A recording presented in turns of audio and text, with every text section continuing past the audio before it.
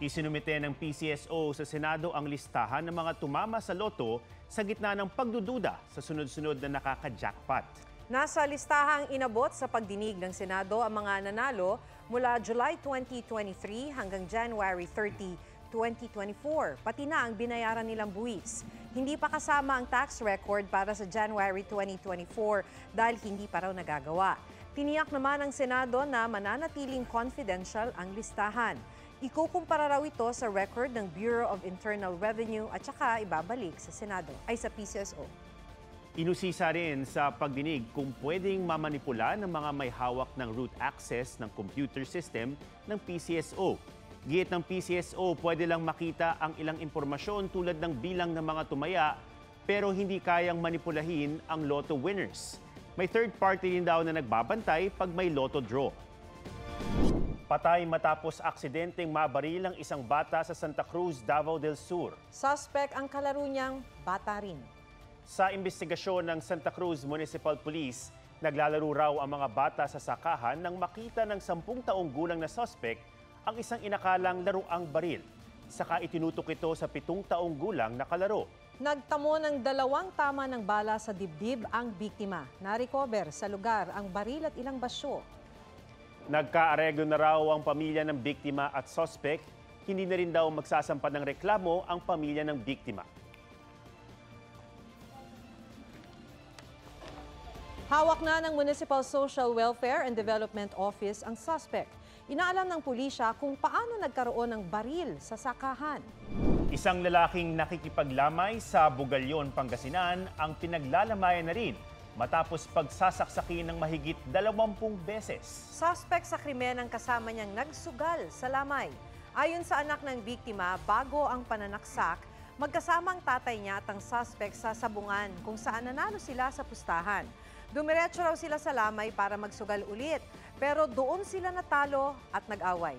Umuwi raw sandali ang suspect at bumalik kalaunan sa lamay na may dala ng tari ng manok na ginamit sa pananaksak. Sumuko ang suspect at sinampahan ng reklamong homicide. Pero pansamantala siyang nakalaya matapos makapagpiyansa. Patuloy siyang kinukunan ng pahayag ng GMA Regional TV 1 North Central Luzon.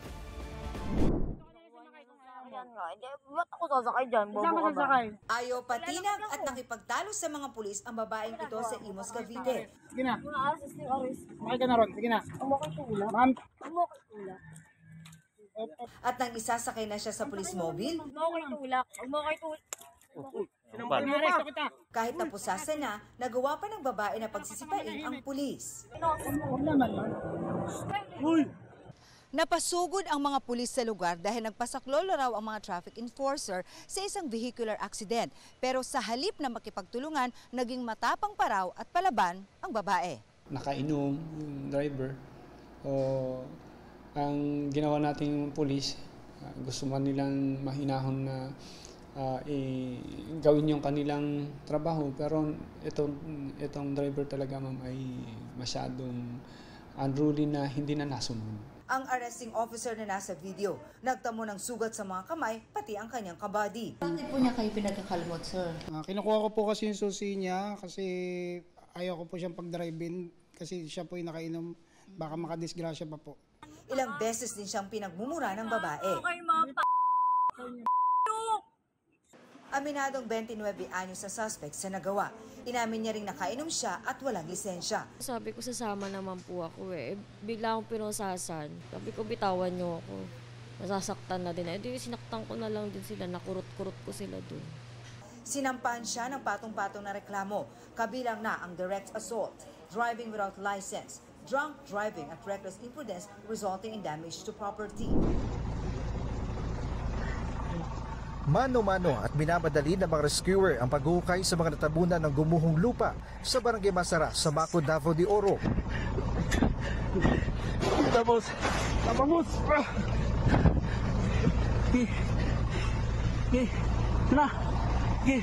Rahatil! Oh my God! Oh, thank you, Lord! Boss! Sakay sila ng 2 bus na natabunan kagabi ng landslide. Going pa rin pagkalot. Ang uban, ang bus, napadari. Relax lang, Kuya Wano. Ayaw pagluluya, Kuya Wano. Hanggang kaninang alas 4:30 ng hapon, 7 bangkay na ang na-recover ayon sa Mako LGU. 48 ang patuloy pang hinahanap. 31 naman ang nasugatan. Habang nasa 800 pamilya ang inilika sa evacuation center. Sa panayam ng Super Radio DZBB sa PDRRMO, nangyari ang insidente oras ng uwian ng mga trabahador ng isang minahan. Ihahatid sana sila pauwi ng mga natabunang bus. Nakaranas ng pag-ulan sa lugar nitong mga nakalipas na araw. Nagkaroon na naman yung drought of LPA, mas makapal yung volume of water kasi talagang malakas yung ulan. Might be the reason na na-absorb yung tubig ng bundok kasi ganyan ang karamihan na nangyari sa landslide dito. Ang kumpanyang Apex, sinabing hindi sa kanilang mine operations area nangyari ang landslide. Ang bahagi raw kung saan gumuho ang lupa, terminal lang ng mga service para sa kanilang mga tauhan. Kanina, nag-aerial inspection si Pangulong Bongbong Marcos sa Davao Region para makita ang pinsala ng mga pag-ulang dulot ng shearline at low pressure area. Kabilang sa mga tiningnan niya ang apektadong minahan. It gets to the point na hindi lang pagkain ang kailangan ng tao that they need to buy other things. That's why I released the 265 million to make sure that that phase of the response is immediate at maramdaman kaagad ng tao. Idiniin naman ni Defense Secretary Gibo Teodoro na kailangan ng mga bagong diskarte, plano at relokasyon ng mga komunidad. Mungkahi naman ang DNR, bumuo ng mga paraan at infrastrukturang mas angkop sa nagbabagong klima.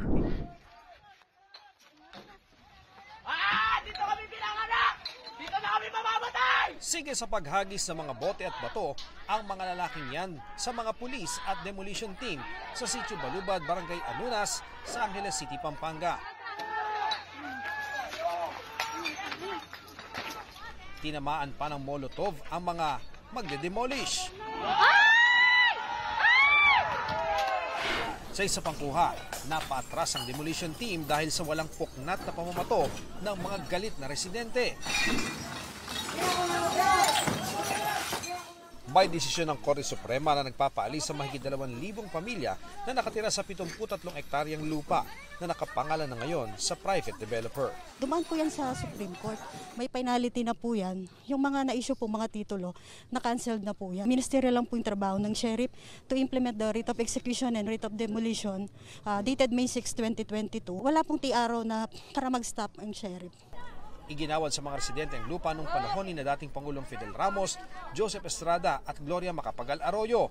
Pero nalaman nilang nakansela ang kanilang Certificate of Land Ownership Award o CLOA. At pinagtataka rin po namin kung bakit na-cancel the time po of pandemic. Hindi din po na-inform yung mga farmers namin kung bakit na-cancel yung mga hawak nilang CLOA.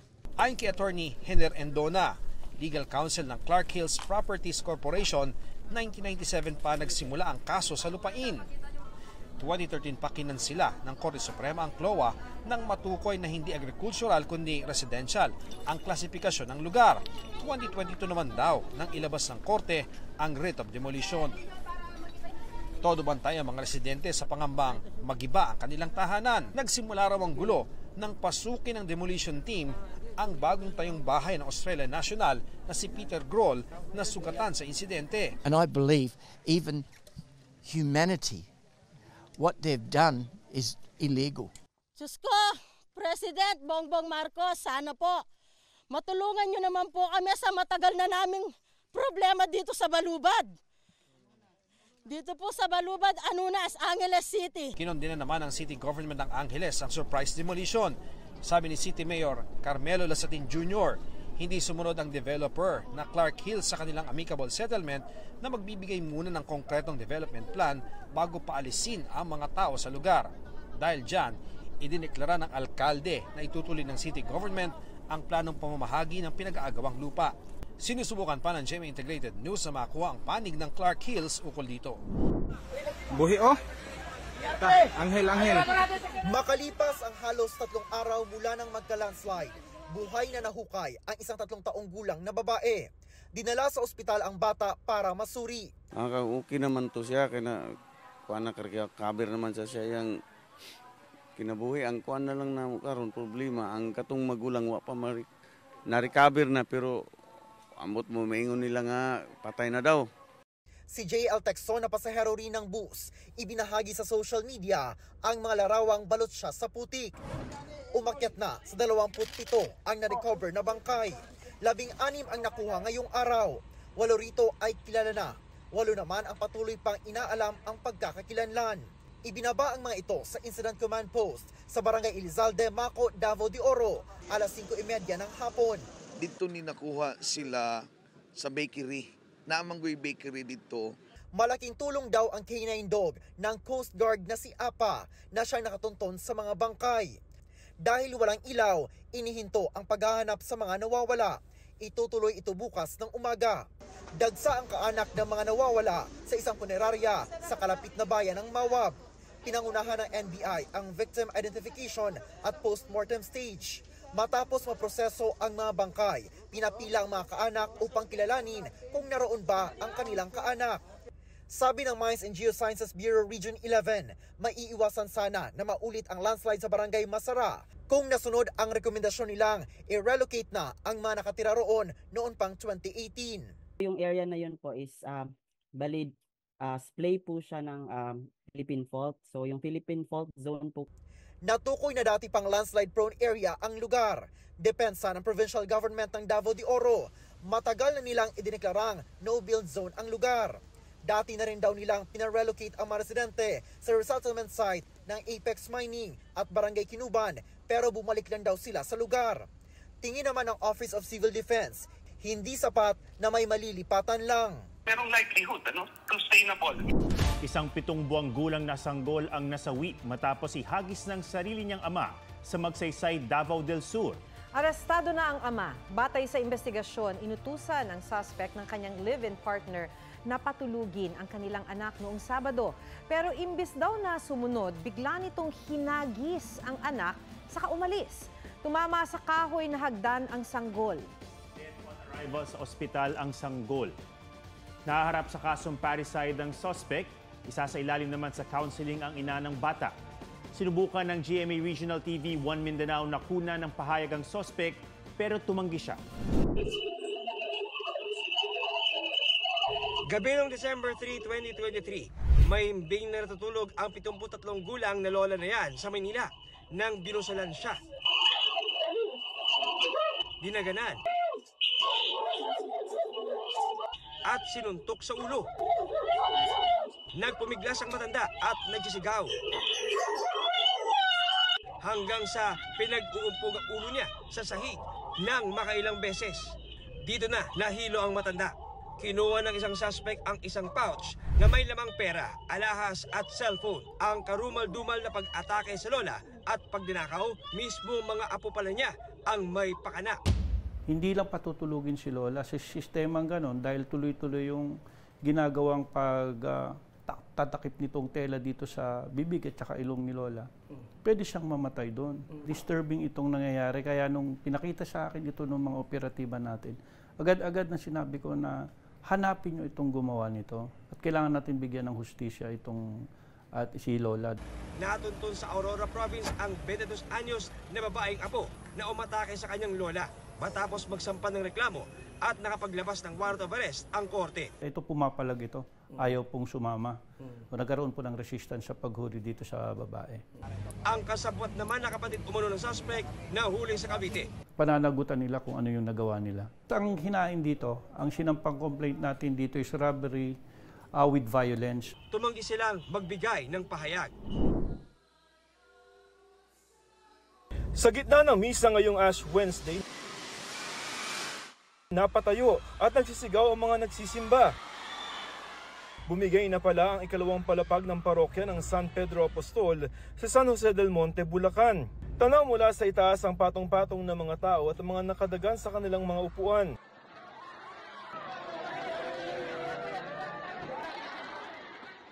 Kung hindi sinasalba ang sarili, tumutulong naman ang iba sa mga naipit. Si Jean Cruz nakapwesto sa second floor at isa sa mga nakapila para magpa-krus ng abo sa noo. Basta bang! Ano ginawa mo? Eh di, ginaganyan ko yung mga silya, madadaganan ako eh. May humatak sa akin na parang Dugon-dugo na nga ang mukha niya, hinatak ang palabas. Sugatan, si Erlene de la Cruz na nooy nasa second floor din. Nakabitin daw siya nang bumagsak ang sahig. Pagbagsak ng kahoy, natingnan ko marami ng mga tao sa baba. Nasawi sa trahedya ang 80 taong gulang na si Luneta Morales, isang choir member. Naisugod siya sa ospital pero hindi rin kinaya ang bali sa balakang. Schedule nga sanang i-operation. Kaso, yun, dumaing siya talaga nang hindi na siya makahinga eh. Masakit po, sakit sa dibdib. Siyempre masakit po sa dibdib bilang anak. 55 ang nasugatan. Ang tinitingnan sanhi ng pagguho ng second floor ng simbahan ay yung flooring na inaanay na pala. Mabuti na lamang daw at dahan-dahan ang naging pagbagsak nito dahil kung hindi ay baka mas marami pa ang nadisgrasya. Bakas pa ang marka ng pinagbahayan ng mga anay sa sahig na kahoy ng second floor. 30 taon na raw ang simbahang itinayo noong 1994. We were caught unaware. Patatanggal ko na lahat ito. Dahil sa nangyari, wala munang misa hanggang nag-i-inspeksyon pa sa simbahan. Inihayag naman ni Bishop Dennis Villarojo ng Diocese ng Malolos na nagbibigay na sila ng tulong sa mga naapektuhan. Nakikiramay rin sila sa pamilya ng nasawi. Sasagutin naman ng lokal na pamahalaan ang gastusin ng mga biktima.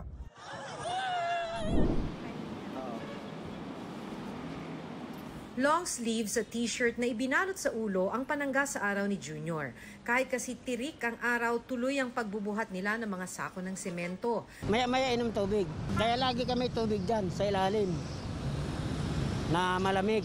Sa datos ng Pag-asa, umabot ng hanggang 37 degrees Celsius ang heat index o ramdam na init sa Naiya, Pasay City ngayong araw. Sa heat index map ngayong araw, halos nagkulay light orange ang ilang lugar na nasa 33 to 41 degrees Celsius. Ibig sabihin, nasa extreme caution level at posible ang heat cramps at heat exhaustion. Dark orange naman sa Cotabato City sa Maguindanao na nasa 42 degrees Celsius o danger level na kung saan posible ang heat stroke. Sabi ng Pag-asa, iinit pa sa mga susunod na buwan dahil mararamdaman ang full impact ng El Nino simula Marso hanggang Mayo. Pwede raw umabot ng higit 40 degrees Celsius ang heat index sa Metro Manila sa Marso. Kung sabi natin na globally ay warmest year ang 2023. So dito po makikita natin this could be one of the warmest year. Medyo medyo mapanganib ito kasi ang normal body temperature is 37 degrees lang eh. So pumapatak yung nasa labas, mas mainit pa po para tayong nilalagnat. The key is hydration, no? We should have 8 to 12 glasses, dagdagan pa natin po every day. Maging mga alagang hayop kailangang bantayan sa panganib ng heat stroke. Sa Pangasinan, ilang baka ang nakitaan ng mga sintomas ng heat stroke gaya ng paglalaway at panghihina.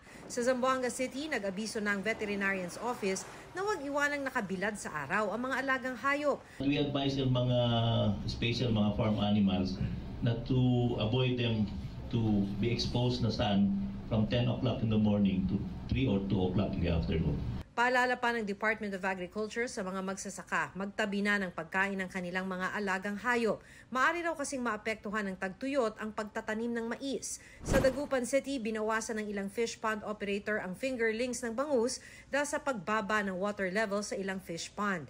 Hindi naman daw nakikita ng MWSS ang water service interruption dahil may mga alternatibong water supply kahit bumaba ang level ng Angat Dam.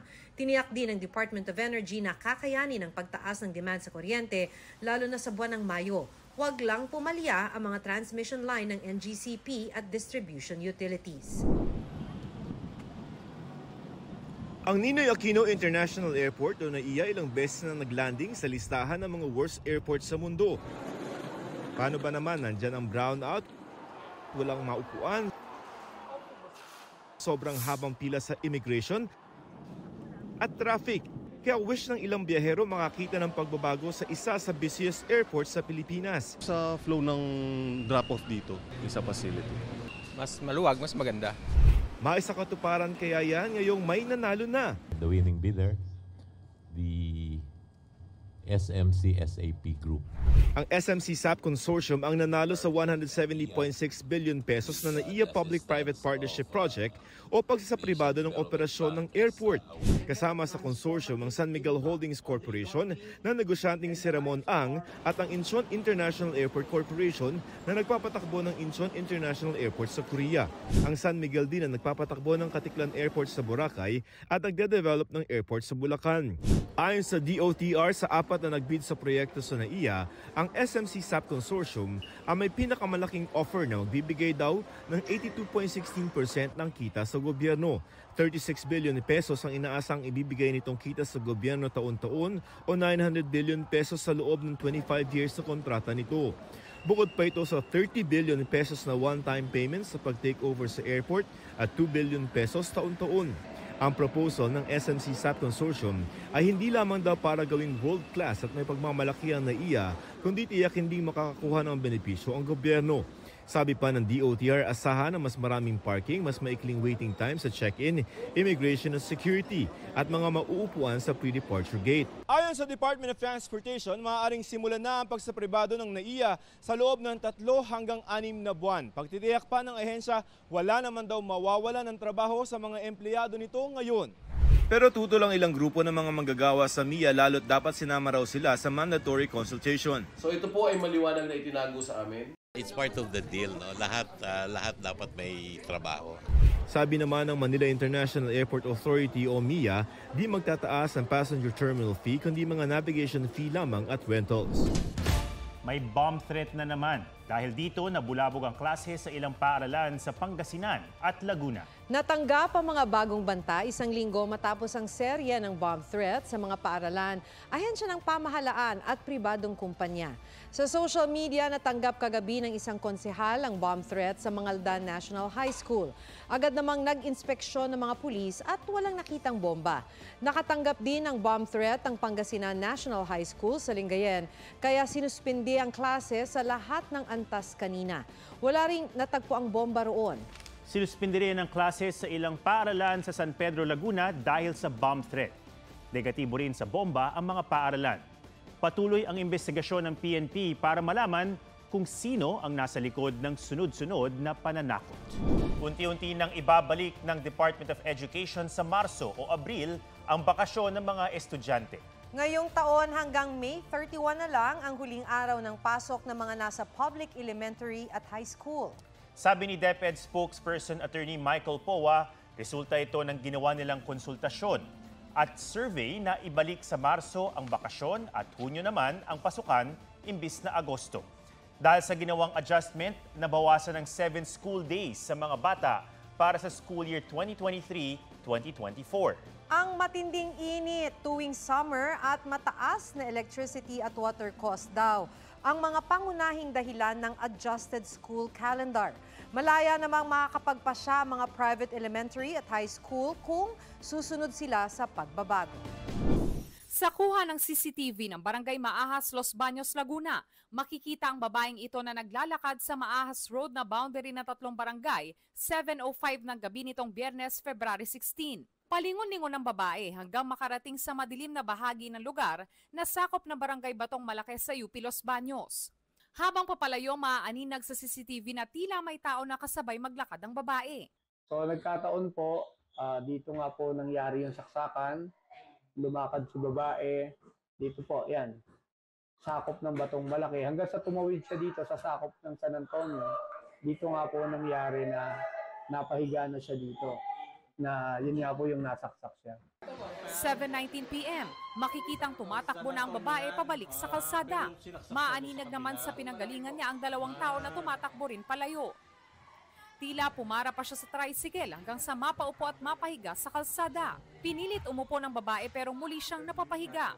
May ilang pedestrian naman na huminto sa kanya pero umalis din. Nilagpasan din siya ng ilang motorista.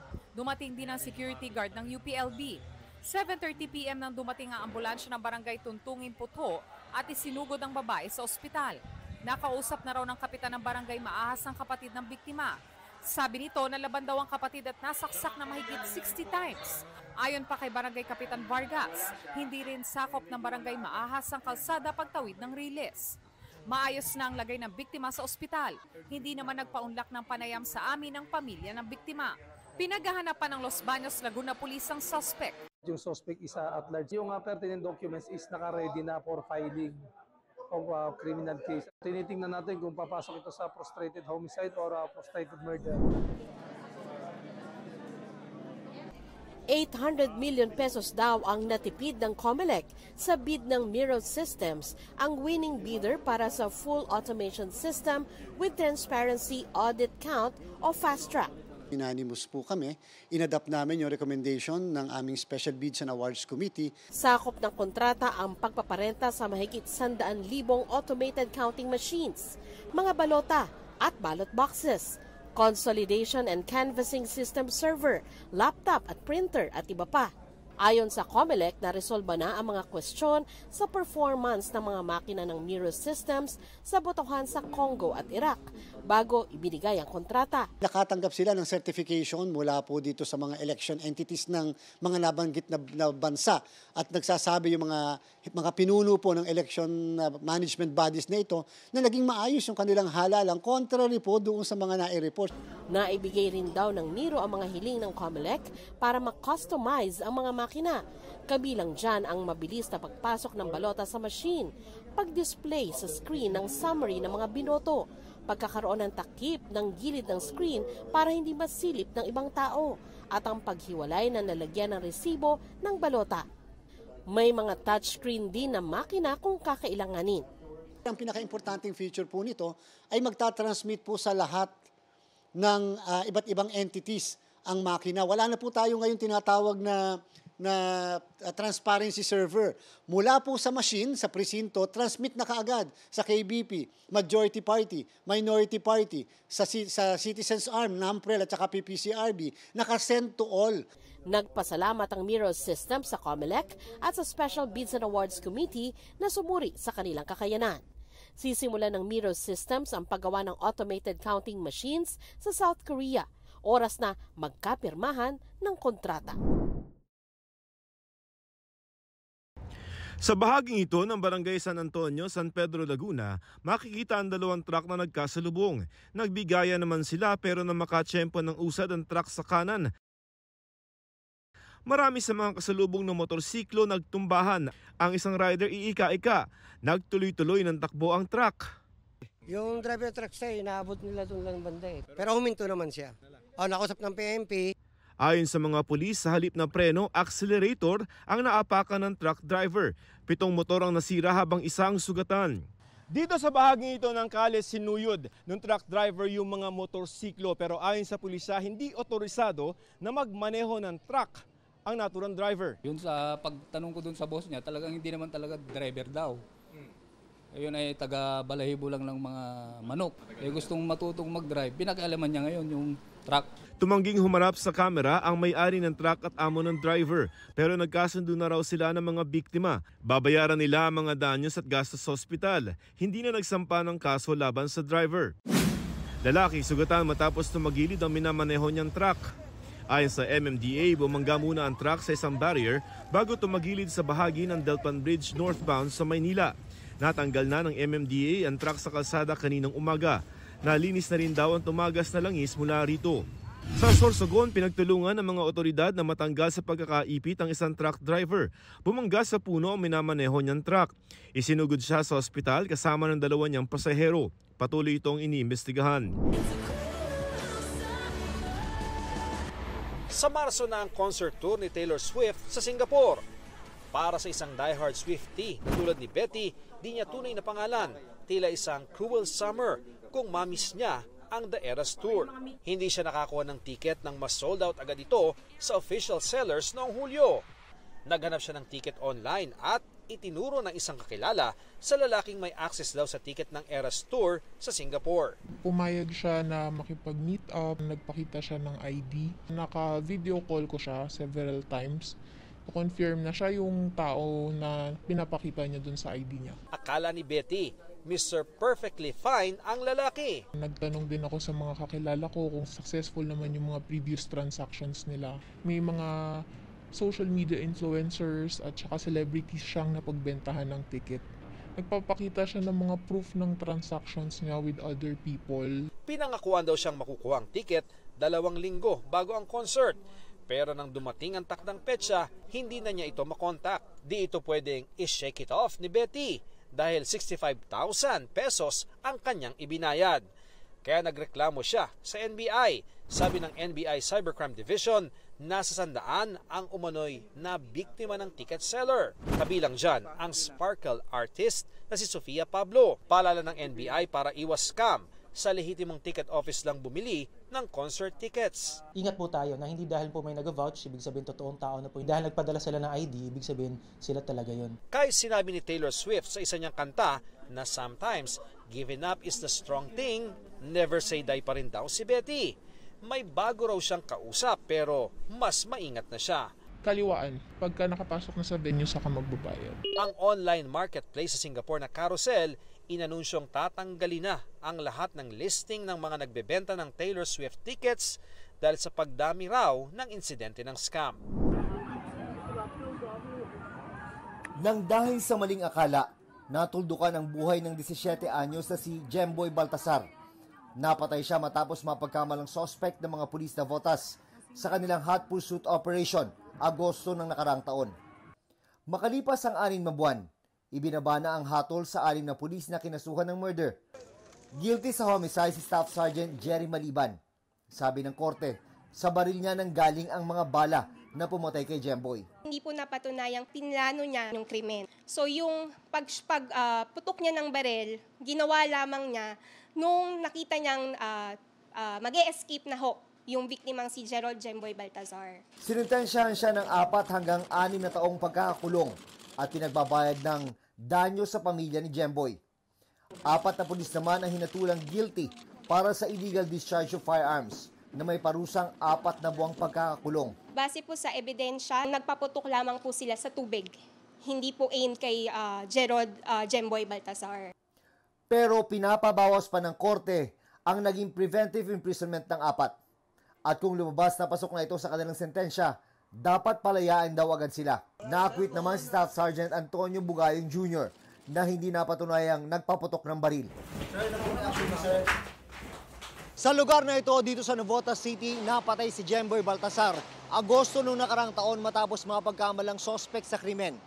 Sa desisyon ng korte, sinabi nito na naiwasan daw sana ang nangyaring trahedya kay Jemboy kung naghunos dili lamang ang mga pulis. Ito po ay magsisilbing reminder at eye-opener na kapag hindi po kayo susunod sa mga umiiral po ng mga police operational procedure, you will suffer the same fate. Bago ang pagbaba ng hatol ngayong araw, binisita kahapon ng mag-asawang Rodalisa Jessie ang punto ni Jemboy sa pag-asang makakamit nila ang inaasam na hustisya para sa anak.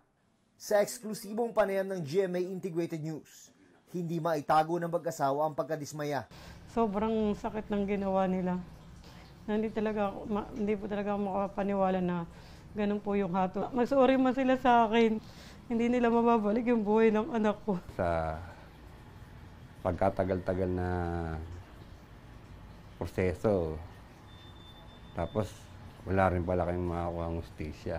Bumalik sa akin na alaala yung nung makita ko sa balsa na parang pinatay uli siya.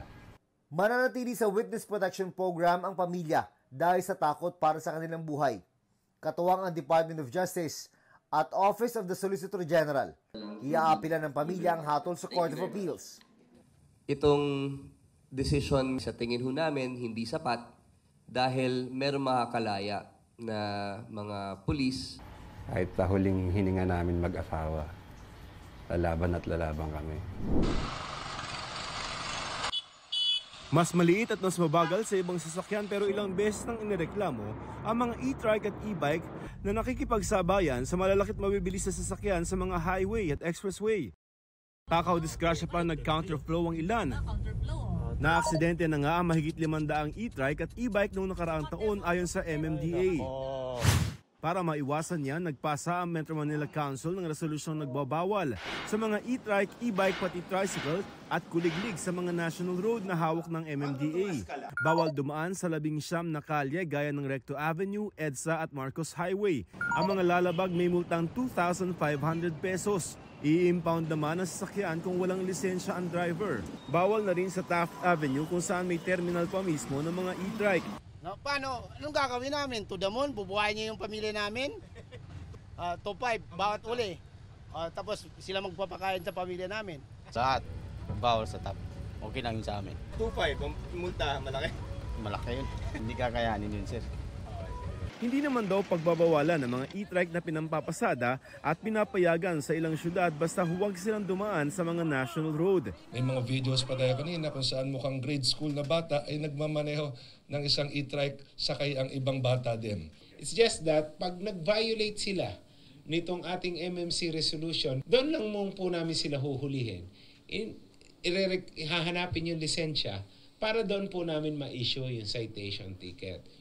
Sa Abril, inaasahang may patutupad ang utos na ito ng Metro Manila Council at MMDA. Magpapasa rin ng kanilang mga ordinansa ang mga lokal na pamahalaan sa Metro Manila na magsasabi kung saan bawal at kung saan lamang pwede ang mga tricycle, e-trike at mga e-bike. Sa ngayon, hindi pa required na iparehistro ang mga e-trike at e-bike. Hindi pa rin required na may driver's license sa magmamaneho nito pero pinag-aaralan na ng Land Transportation Office kung dapat itong baguhin. Panalunan. 197 ang unang nabolang combination sa 2 p.m. draw ng 3-digit game ng Lotto nitong Martes, February 27. 4,500 pesos ang premyo kung natamaan ang tatlong numero sa exact order. Pero maya-maya, nahulog ang bola sa unang machine. Napahinto ang Lotto announcer. Hindi nakapili ang ating unang machine kaya uulitin ang pag-rumble. Sir, ano po ang nangyari? Makikitang sumenyas ang draw assistant. Nagkaroon pa yung technical difficulties.